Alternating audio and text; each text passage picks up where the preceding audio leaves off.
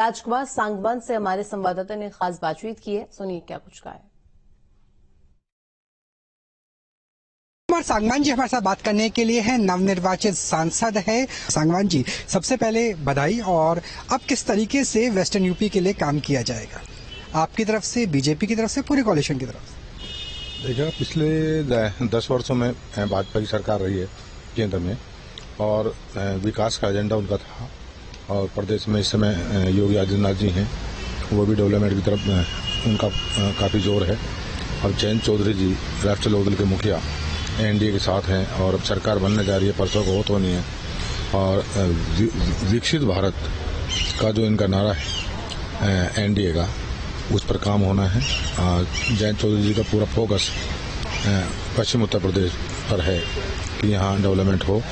और उम्मीद है कि सरकार का भी एजेंडा है और चौधरी साहब का भी एजेंडा है, तो पश्चिम उत्तर प्रदेश में अब विकास अलग। जी, जब नायडू जी से बात हुई तो उन्होंने कहा कि हमने नई राजधानी बनानी है, तो नई राजधानी के लिए फंड चाहिए।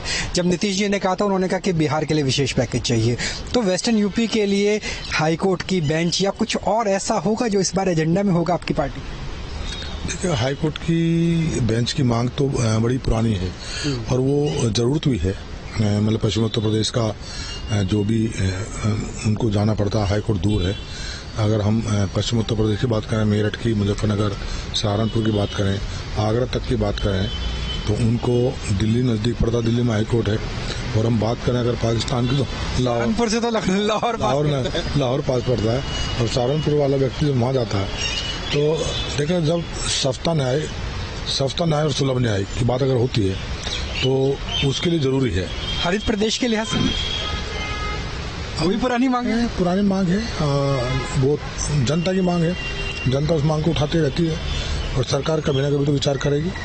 जब छोटे प्रदेशों का गठन हो रहा है, सब जगह हो रहा है, तो सरकार को इस पर भी कभी ना कभी विचार तो करना पड़ेगा और करेंगे तो बेहतर रहेगा, उसके परिणाम भी अच्छे आते हैं। चौधरी साहब, जयंत चौधरी जी को किस मंत्रालय में आप देखना चाहते हैं कैबिनेट मंत्री के तौर पर? सरकार के फैसले, लेकिन मैं ये मानता हूँ कि श्रद्धेय चौधरी चरण सिंह जी जो गांव गरीब किसान मजदूरों के लिए सदैव चिंतित रहते थे, उनके उत्थान के लिए काम करते थे सरकार में रहते हुए, और उनकी आवाज़ थे वो, तो चौधरी साहब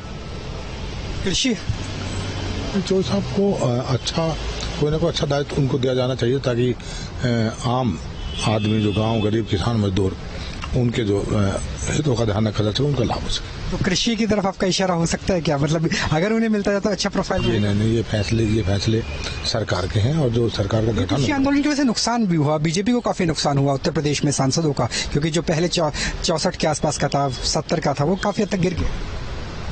परिस्थितियां हैं, वातावरण भी बिल्कुल, जो चुनाव जिस समय पर था, गर्मी बहुत ज़्यादा तेज गर्मी भी थी, तो कहीं ना कहीं वोट प्रतिशत इसलिए भी कम रहा। उसका परिणाम भी ये है कि संख्या कहीं ना कहीं घटी है। लेकिन ये अस्थायी नहीं होता, ये बदलता रहता है।